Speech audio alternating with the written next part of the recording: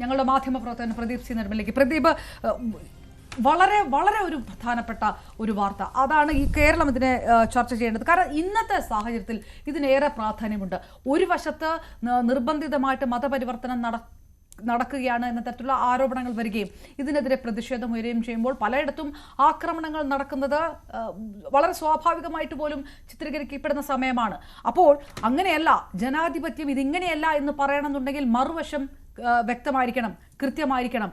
അവിടെ അതിന് വിഘാതമായിട്ട് ചില കാര്യങ്ങളൊക്കെ സംഭവിക്കുന്നു എന്ന തരത്തിലുള്ള വ്യക്തമായ തെളിവുകൾ വരിക. പ്രദീപ് തന്നെ ചെയ്ത സ്റ്റോറിയിലൊക്കെ ആൾക്കാർ നേരിട്ട് മുഖം കാണിച്ചിട്ട് ആൾക്കാർ വെളിപ്പെടുത്തുകയാണ്, ജോലി കിട്ടാൻ വേണ്ടി താൻ മതം മാറി, പക്ഷെ തനിക്ക് സ്വജാതിയിലേക്ക് പോകണമെന്ന് പറയുന്നു. ലത്തീൻ കത്തോലിക്ക സമുദായ അംഗങ്ങൾ പറയുന്നു, ഞങ്ങളിവിടെ ഒന്നുമില്ലാതിരിക്കണം, എഞ്ചിനീയറിംഗ് പഠിച്ചിട്ടും ഒരു പെട്ടിക്കട പോലെ എന്തോ നടത്തി ജീവിക്കേണ്ട സ്ഥിതിയാണ് എന്നൊക്കെ പറയുന്നു. ഇങ്ങനെയുള്ള ഒരു വിഷയം ഉണ്ടായിട്ട് പോലും ഏതെങ്കിലും തരത്തിലുള്ള നടപടിയുടെ ലാഞ്ചന പോലുമില്ല. നമുക്ക് ആ വിഷയത്തിലേക്ക് കൂടിയാണ്. എങ്ങനെയാണ് പ്രദീപ് ഈ ഒരു വാർത്തയിലേക്ക് പ്രദീപ് എത്തുന്നത്? അപർണ, ദീർഘകാലമായി നിലനിൽക്കുന്നൊരു വിഷയമാണ് ഇത്. അടുത്ത കാലത്താണ് ഇതിൻ്റെ ശ്രദ്ധയിൽപ്പെട്ടത്. ഇത്തരത്തിൽ ഇങ്ങനെ വലിയ തോതിൽ ആളുകൾ ലത്തീൻ സർട്ടിഫിക്കറ്റ് വാങ്ങി അത് ദുരുപയോഗം ചെയ്യുന്നു എന്നൊരു വിവരം.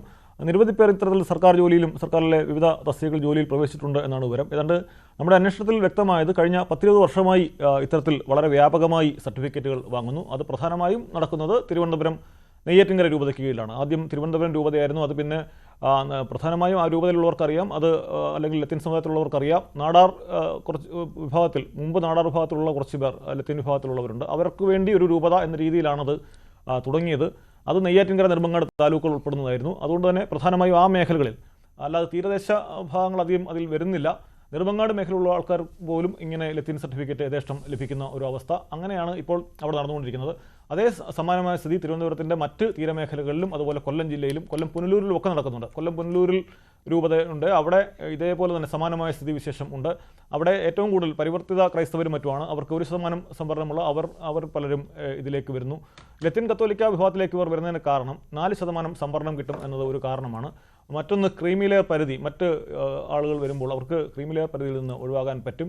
അങ്ങനെ ഒരു പ്രശ്നം ഉണ്ടാകുന്നില്ല. അതേപോലെ മത്സ്യത്തൊഴിലാളി കുടുംബങ്ങൾ നമുക്കറിയാം, വലിയ തോതിൽ കടലിനോടും മറ്റും പടവെട്ടി ജീവിക്കുന്ന മുക്കോ വിഭാഗത്തിൽപ്പെട്ട ആളുകളാണ് പരമ്പരാഗത തൊഴിലാളി കുടുംബങ്ങളുള്ളവർ. അവർക്കൊക്കെ തന്നെ വിദ്യാഭ്യാസപരമായും മറ്റും ഇപ്പോഴും പല മേഖലയിലുള്ളവരും പിന്നാക്കാവസ്ഥയിലാണ്, ജീവിത പ്രാരാബ്ദങ്ങളുള്ളവരാണ്. അവരുടെ കുട്ടികളെക്കാൾ വിദ്യാഭ്യാസപരമായും മറ്റും ഏറെ മുന്നിൽ നിൽക്കുന്നവരാണ് മറ്റ് സമുദായത്തിൽ നിന്ന് വരുന്നവർ. അതുകൊണ്ട് തന്നെ മത്സര പരീക്ഷകളും മറ്റും വരുമ്പോൾ അവർക്കാകും കൂടുതൽ മുൻതൂക്കം ലഭിക്കുക. ഈ ഒരു സാഹചര്യം കൂടി ഇവർ മുതലെടുക്കുന്നുണ്ട്. പക്ഷേ ഇതിയുടെ ഏറ്റവും ദൗർഭാഗ്യകരമായ കാര്യം രൂപതാധികൃതർ തന്നെ ഇതിന് ഒത്താശ ചെയ്യുന്നു എന്നതാണ്. സ്വന്തം സമുദായത്തിലുള്ളവർക്ക് കിട്ടേണ്ട ആനുകൂല്യങ്ങൾ മറ്റുള്ളവർക്ക് ലഭിക്കുമായിട്ടും അതിനെ അവർ ഒത്താശ ചെയ്യുന്നത് ഒരുപക്ഷെ സമുദായത്തിലെ അംഗബലം കൂട്ടാൻ വേണ്ടി കൂടിയാകാം. കാരണം ഇനിയിപ്പോൾ സെൻസസും മറ്റും വരുമ്പോൾ ഇത് ഗുണകരമാകും, തങ്ങളുടെ സമുദായത്തിൽ ഇത്രയധികം ആളുകൾ ഉണ്ട് എന്ന് പറയുന്നത് ഗുണകരമാകും എന്നൊരു ധാരണ അവർക്കുണ്ടാകും. പിന്നെ അപർണ ആദ്യം സൂചിപ്പിച്ചതുപോലെ പരോക്ഷമായി ചിലപ്പോഴെങ്കിലും മതപരിവർത്തനവും ഇതിൻ്റെ കൂടെ നടക്കുന്നുണ്ട്. ജാതി മാറുമ്പോൾ തന്നെ ഇപ്പോൾ ഹിന്ദു നാടർ വിഭാഗത്തിലുള്ള ഒരാൾ ലത്തീൻ കത്തോലിക്കയിലേക്ക് വരുമ്പോൾ സ്വാഭാവികമായും അയാളുടെ മതം കൂടിയാണ് മാറ്റപ്പെടുന്നത്. പക്ഷേ അതല്ലാതെ തന്നെ ക്രൈസ്തവ വിഭാഗത്തിലുള്ള ഇപ്പം SIUC തുടങ്ങിയ വിഭാഗത്തിലുള്ളവരും ഇതിലേക്ക് വരുന്നുണ്ട്. നമ്മൾ ആ വാർത്തയിൽ എടുത്ത് കാണിച്ചിരുന്നു, ഒരേ ആൾക്ക് തന്നെ CSI സഭയുടെ ബിഷപ്പ് കൊടുത്ത സർട്ടിഫിക്കറ്റ് അതേ ആൾക്ക് 3 വർഷം കഴിഞ്ഞിട്ട് ലത്തീൻ സഭാ ബിഷപ്പ് സർട്ടിഫിക്കറ്റ് കൊടുക്കുന്നു. തീർച്ചയായും ഇതൊക്കെ ക്രമക്കേടിൻ്റെ വലിയ ഉദാഹരണങ്ങളാണ്. കാരണം ഇത്തരത്തിൽ എങ്ങനെ വേണമെങ്കിലും ഈ സർട്ടിഫിക്കറ്റുകൾ വാങ്ങാൻ കഴിയും എന്നുള്ളതാണ് അതിൻ്റെ തെളിവാണത്. 2009 അച്ചടി വകുപ്പ് ഡയറക്ടർ ഇക്കാര്യത്തും സർക്കാരിൻ്റെ ശ്രദ്ധയിൽപ്പെടുത്തിയതാണ്. വളരെ വ്യാപകമായി ആളുകൾ ഗസറ്റിൽ പരസ്യം നൽകുന്നു. ആളുകൾ ഇത്തരത്തിൽ നാടാർ വിഭാഗത്തിൽ നിന്നും മറ്റും വളരെ കൂടുതൽ കൂട്ടത്തോടെ ആളുകൾ മാറുന്നു എന്ന് ശ്രദ്ധയിൽപ്പെടുത്തി. അതിനുശേഷമാണ് 2010 സർക്കാർ ഒരു ഉത്തരവിറക്കിയത്. 1947 മുമ്പ് ലത്തീൻ വിഭാഗത്തിൽ ഉള്ളവരും അവർ പിന്മുറക്കാർക്കും മാത്രമേ ഇത്തരത്തിൽ സർട്ടിഫിക്കറ്റ് നൽകാൻ കഴിയൂ എന്ന ഒരു നിബന്ധന വെച്ചത്. പിന്നീട് 2010-ലും 2012-ലും 2016-ലും ഇത്തരത്തിൽ നിയമ ഭേദഗതികളും മറ്റും ഉണ്ടായെങ്കിലും അതൊന്നും തന്നെ ഈ ശക്തമായ ഒരു നിയമം എന്ന് പറയാനാകില്ല. 2012-ലെ നിയമത്തിൽ 1947 എന്ന നിബന്ധന ഏതാണ്ട് പൂർണ്ണമായും അത് ഒഴിവാക്കുന്ന തരത്തിലുള്ളൊരു കൃത്യമായ അത്തരം അങ്ങനെ ഒരു പരാമർശമില്ലെങ്കിൽ കൂടി അതിനുശേഷമായിരുന്നു ഏറ്റവും അധികം പേർ ആ ഒരു കാലയളവിലും ഇത്തരത്തിൽ ജാതി മാറിയിട്ടുണ്ട്. അതുകൊണ്ട് തന്നെ നമുക്ക് ഉറപ്പിച്ച് പറയാം വലിയൊരു തട്ടിപ്പ് തന്നെയാണ്, ആസൂത്രിതമായ ഒരു അല്ല, രണ്ട് കാര്യമാണ് ഇതിനകത്ത്. ഒന്ന്, ഇങ്ങനെ ഒരു പരാതി അച്ചടി വകുപ്പ് ഡയറക്ടറുടെ ഭാഗത്ത് നിന്ന് വരിക 2009 പ്രതിഭ അത് തന്നെ വളരെ വ്യക്തമായിട്ടുള്ള ആ സ്റ്റോറി നമ്മൾ ഈ സമയം കൊണ്ടാണല്ലോ നമ്മൾ ഇത് മുഴുവൻ കൊടുത്തുകൊണ്ടിരിക്കുകയായിരുന്നു ആ സ്റ്റോറികളൊക്കെ. അത് അങ്ങനെ ഒരു പരാതി വരുമ്പോൾ ആ പരാതി പരിഹരിക്കാൻ വേണ്ടി ഉണ്ടാകുന്ന ഉത്തരവുകൾ ഈ സ്ഥിതി കൂടുതൽ മോശമാക്കുന്ന രീതിയിലേക്ക് പോവുകയാണ് ഉണ്ടായിരിക്കുന്നത്. കൃത്യമായ ഒരു പരാതി പോലും KLCയുടെ മുന്നിൽ എത്തിയിട്ടില്ല എന്നാണ് നേരത്തെയൊക്കെ നമ്മൾ രാവിലെയൊക്കെ വിളിച്ച സമയത്ത് ഒരു പ്രതികരണം ഒക്കെ ഉണ്ടായിരുന്നത്. സമുദായാംഗങ്ങൾ പറയുന്നുണ്ട്, പക്ഷേ സംഘടന ഇതൊന്നും അറിഞ്ഞിട്ടില്ല എന്നുള്ളത്. ഇത്രയും കാലം കൊണ്ട് അങ്ങനെ രേഖാമൂലം ഒരു പരാതിയും ഉണ്ടായിട്ടില്ല എന്ന് പറയുന്ന ആ വാദത്തിൽ വല്ല കഴമ്പുണ്ടാകുമോ? സർക്കാരുകൾ ഇത് അറിഞ്ഞിട്ടില്ലേ? ഇത്തരം പരാതികളില്ലേ? പരിപൂർണമായിട്ട് രാഷ്ട്രീയ പാർട്ടികൾ ഈ വിഷയം വോട്ട് ബാങ്ക് പേടിച്ച് മുക്കി, അങ്ങനെ തന്നെയാണോ പറയേണ്ടത്?